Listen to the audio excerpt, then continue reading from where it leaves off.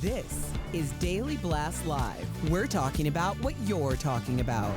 Get real. No. This Just is stop. a sham. It's finally here. Drum roll. Welcome to DBL. Wide shot because it's a wide table today. It sure is. Happy Thursday, Stephanie Jones. Hi, guys. How you doing? Good. Silence. It got really quiet. I just said silence. I was just looking. Steph, you always Giving have like Steph this her moment. such a classic look. I like the Yes. black and white. I'm digging the gold, digging the whole fit. Very sweet. Thank you. Yeah, good to see you, Yep. girl. Tori's apparently spending the weekend at, what's the Wolf Place Wolf over Place here? Great Lodge. Wolf Lodge. Oh, I think They announced you and I howled. I apologize. Well, Jeff said I look like a substitute teacher for an art class. I don't get it. I Well, love she this changed. shirt. She was wearing I did have slacks. like pencil slacks. Yeah. And it looks like she was going to get, the trays full of paint. Yep. I remember those. She's in a little leather mini skirt right Yeah, now, which I think is thank you, very Steph. more on brand for Sam. Yeah. Thank you, That's Steph. true. Thank you. Now we've shamed all the women on the panel. Let's get to it. Let's go. All right. Former Facts of Life star Mindy Cohen is spilling some tea. While on Jeff Lewis Live, Mindy said one of her former co-stars derailed a possible reboot of the series. Mindy said after the huge response from the Fact of Life Live special that aired in 2021, the show's creator, Norman Lear, told her he was interested in doing a reboot. But Mindy said there was some drama behind the scenes. Let's watch. One of the girls, Was difficult. Didn't want to more do than it. that, went behind our backs and tried to make a separate deal for a spinoff just for herself and devastated the rest of us. Wow. There's always a greedy You know what? shout out, You know what? Michael Hitchcock, right? greedy, She was a greedy. a greedy. We were united for 40 years over not talking about each other, not doing dirty, not, we all for one for all. And this kind of wrecked that, which is sad. Really sad. And we're not going to know who it is. You're not going to tell us. I am so not going to tell you. But I think you could guess. So Mindy told people to look on her Instagram to see who she still hangs with, and maybe that will help people guess. So we did. And she's posted pics with Kim Fields and Nancy McKinnon, but not with Lisa Whelchel, who played Blair. So Blair might be the bleep. Blair's the beat. Oh, no. Why couldn't they do it without Blair if it was Blair? Because they're an ensemble. I know, but couldn't they figure it out? If But I feel like Norman Lear? but look at Sex and the City too without Yes. Samantha. I mean, it's still possible, and the audience is still there. I agree with Steph. They should still do it. Look, on a television show, yes, you can write around some things. I mean, famously, I remember the last season or two of Martin, when him and Tisha Campbell weren't getting along. There was like, oh, I'm on a cruise ship. Oh, I missed the ship. Oh, but it's weird. And as fans, you love this group. And when you take one away and then try and write around it, if somebody passes away, I think it's different. I think the audience understands and you can kind of write that in.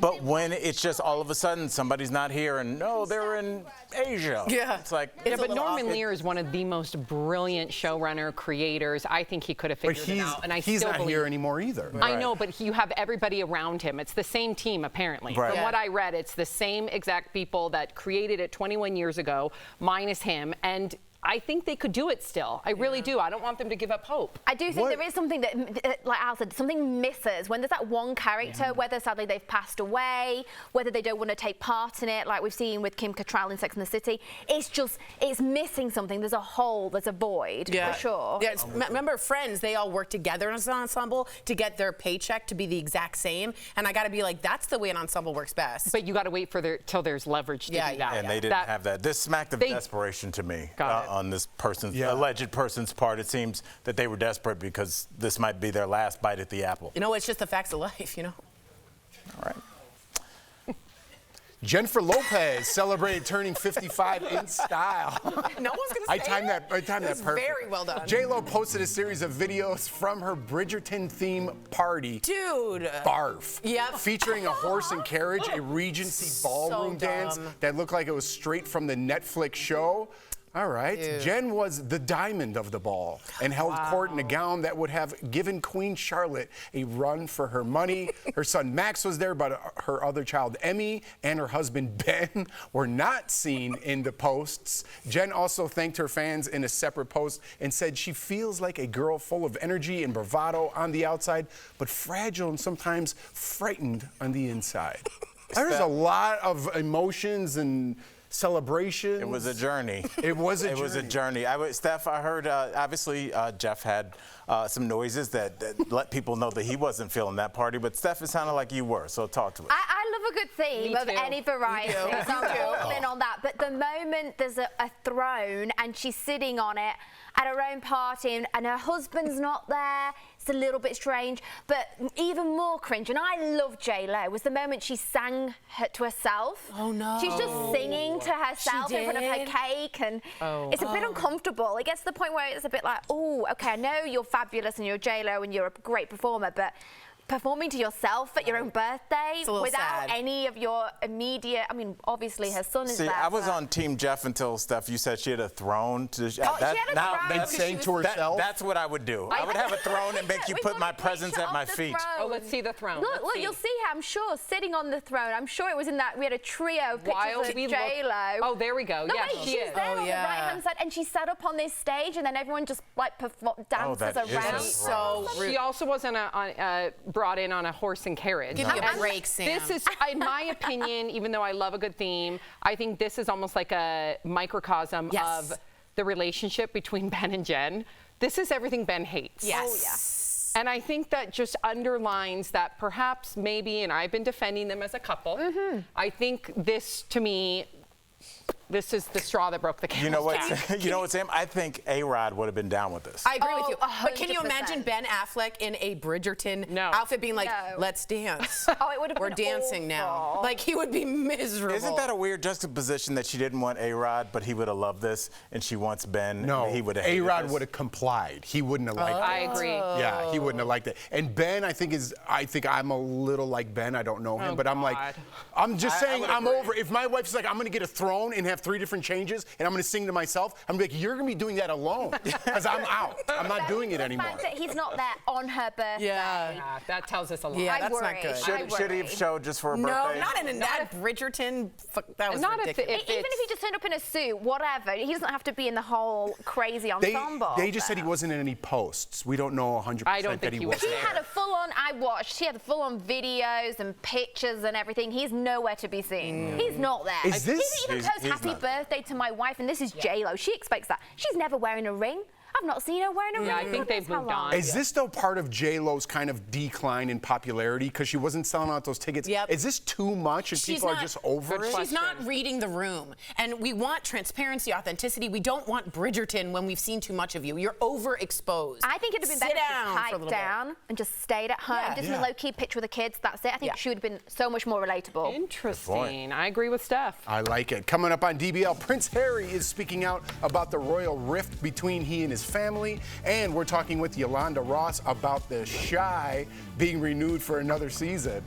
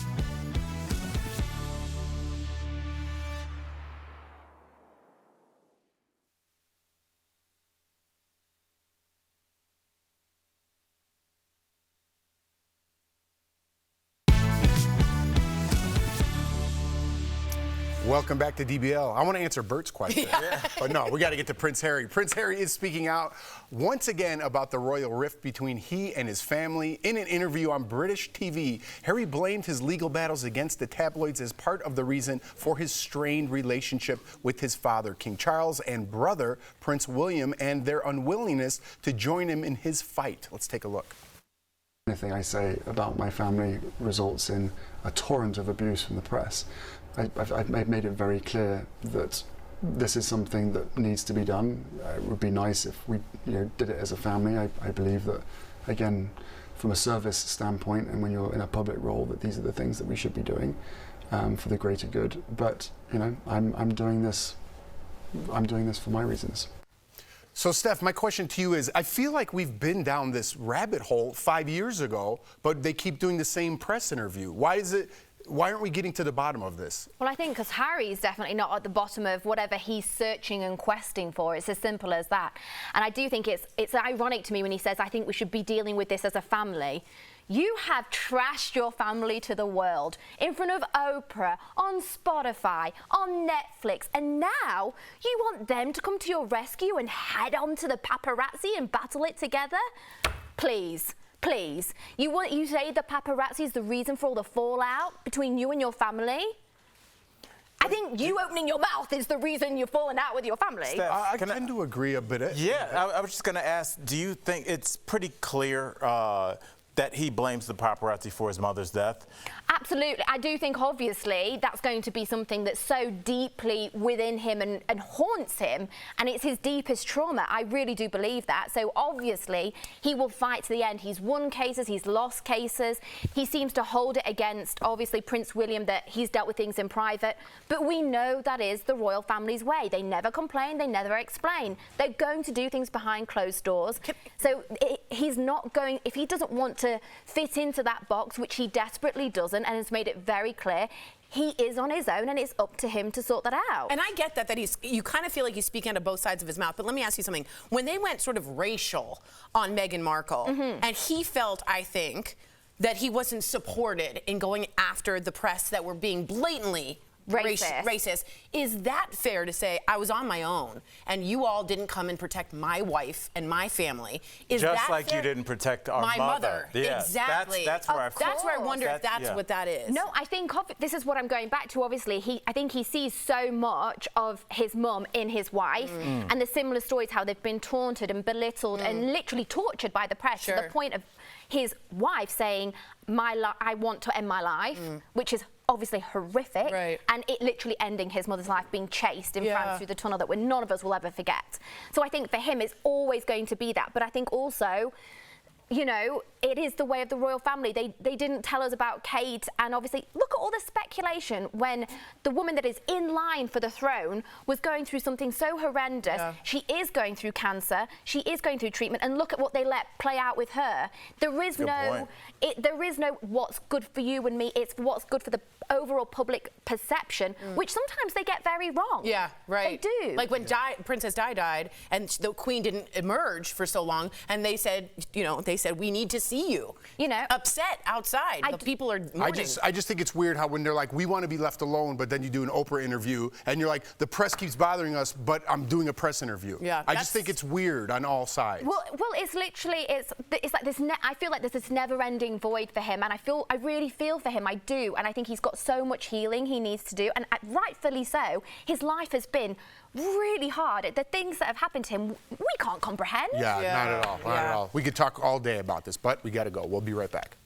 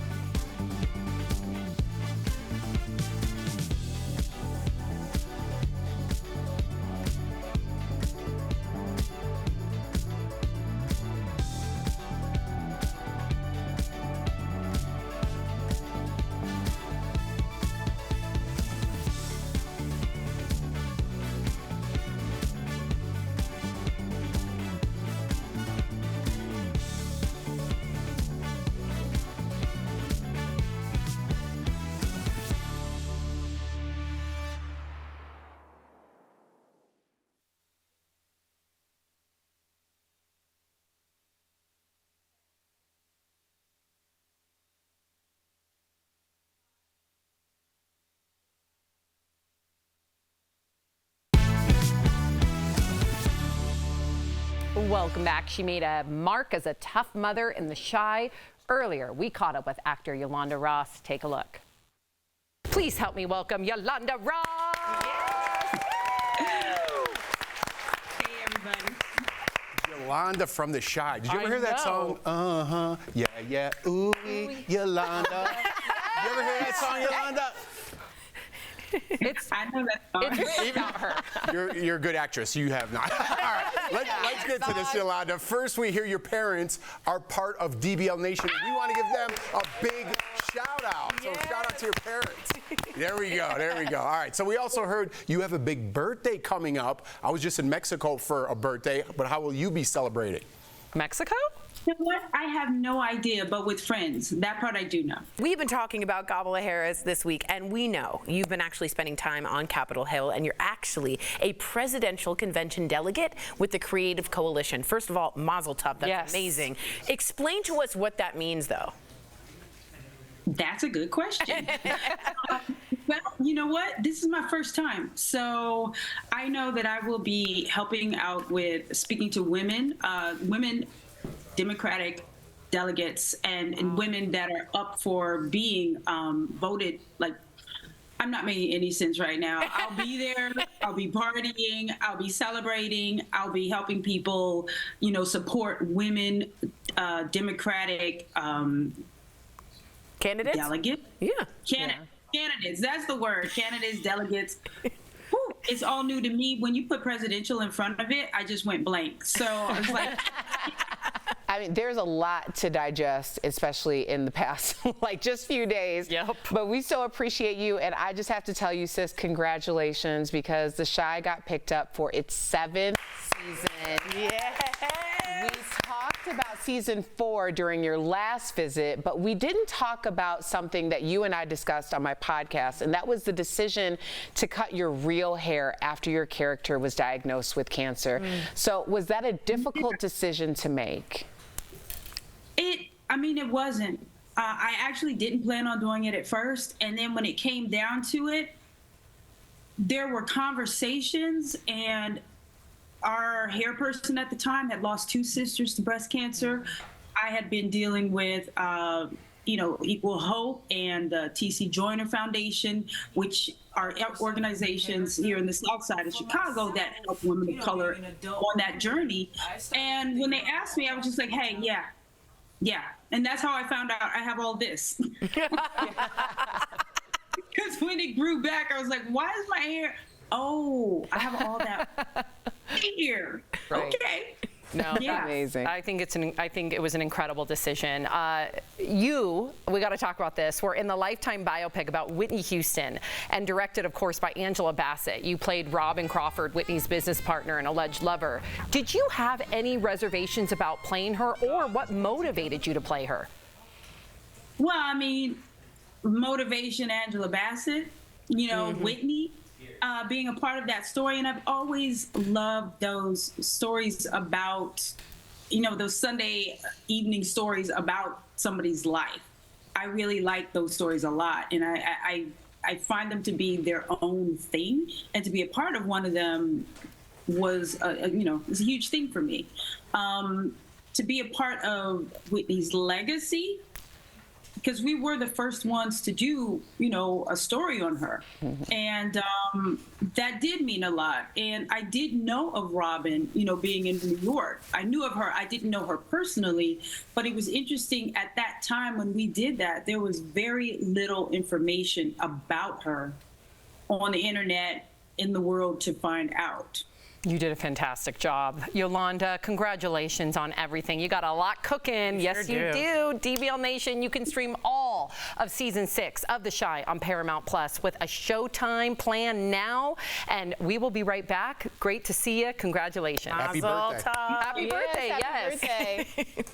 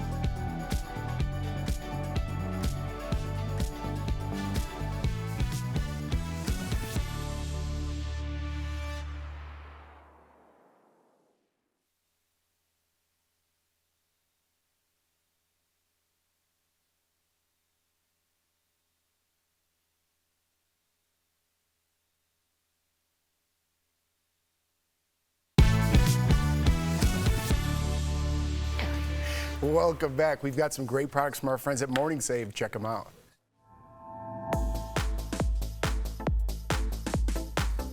Steph, what do you have for us today? I want to go shopping.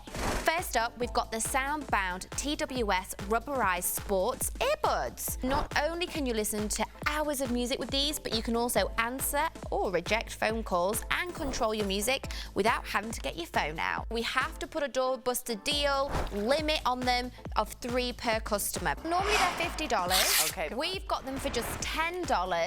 That's saving 80%. I want the blue and the pink. Now check out this. This is the Home Track Mini Stepper Twist Stool with a resistance band. This is a multi-functional mini stepper which will help you strengthen, tone and stretch in the comfort of your own home, Tori. Whoa. So there is a display screen on here. What? That will show you your count, your time, how many calories you've burned. Are you kidding? Normally this is $170, Tori. Okay. We've got it for $49.99.